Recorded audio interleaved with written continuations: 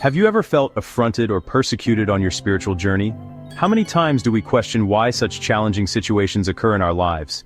In this video, we will explore the connection between affront, persecution, and divine justice.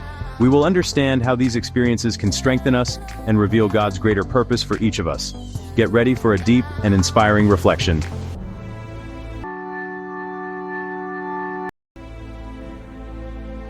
Every morning and evening a giant challenged and confronted the Israelite people.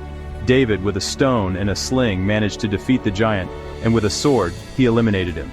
God looked at his people and heard their cry. The Lord sent the smallest to overcome the greatest, and that generation was freed from so much oppression.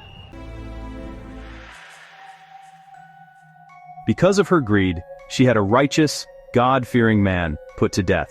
She also affronted, persecuted, and had prophets eliminated.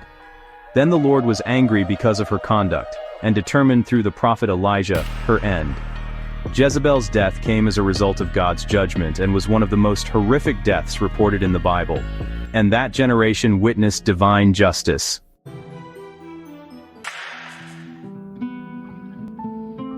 Daniel was a righteous man. He loved God deeply. He prayed to God every single day. The king noticed that Daniel was wise and reliable. He appointed Daniel to a significant position in the kingdom. Some envious men were jealous of Daniel. They conspired to remove him. Knowing Daniel's devotion, they deceived the king. The king issued a new decree. It stated that no one could pray to God for 30 days. The new law made Daniel sad, but he knew he had to obey God. He went home and prayed just like he always did. The jealous men told the king that Daniel was breaking the law. The king was very upset. The law was clear, and even the king could not change it.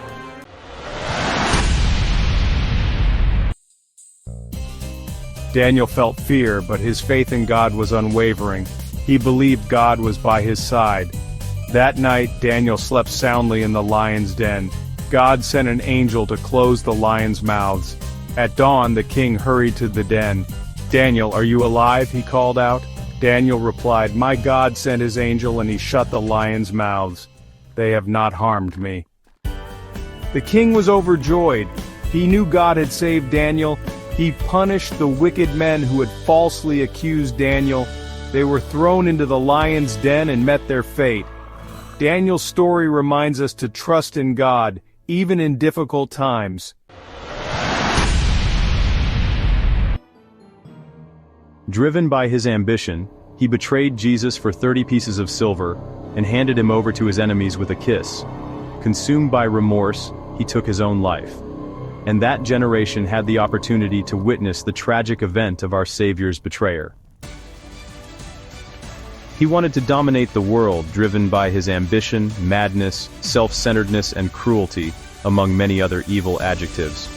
However, there was something that consumed him, and that he refused to accept: failure. Hitler committed suicide on the 30th of April, 1945, after Germany's defeat in the Second World War. The whole world witnessed divine justice freeing the people from so much evil and oppression.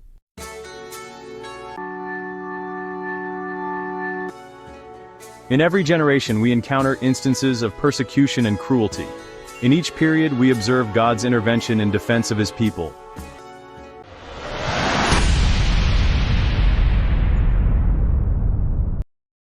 Lord, how long will this generation witness so much injustice, evil, and persecution in Brazil?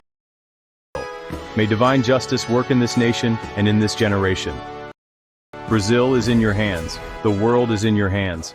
Our lives are in your hands. God is always with us. He will never abandon us. Keep your faith strong, and God will guide you through. Call out for God's intervention today. Pray for a better Brazil. Pray for a free Brazil. Let your voice be heard. Thanks for watching.